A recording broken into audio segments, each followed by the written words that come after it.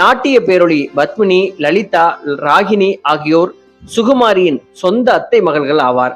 இவ்வாறு அத்தையின் சென்னை வீட்டில் அத்தை மகள்களான நாட்டிய சகோதரிகளோடு ஒருவராக அன்பு பாராட்டி வளர ஆரம்பித்த சுகுமாரி அவர்கள் தனது பள்ளி படிப்பை சென்னையில் தொடர்ந்து வந்தார்.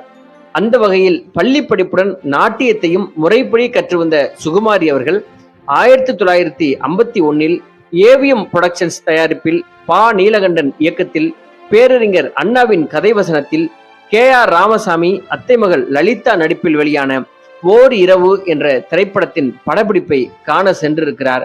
அந்த வேளையில் சிறுமி சுகுமாரியின் துரு முகம் மற்றும் வசீகரமான தோற்றப்பொழிவை கண்ட இயக்குனர் பா. நீலகண்டன் அவர்கள் சிறுமி சுகுமாரியிடம் நீயும் நடிக்கிறாயா என்று கேட்க, தனது அத்தை மகள்களான லலிதா கதையின் நாயகியாக தோன்ற பத்மினி நாட்டியம் ஆடுவதை கண்ட சுகுமாரியும் தடை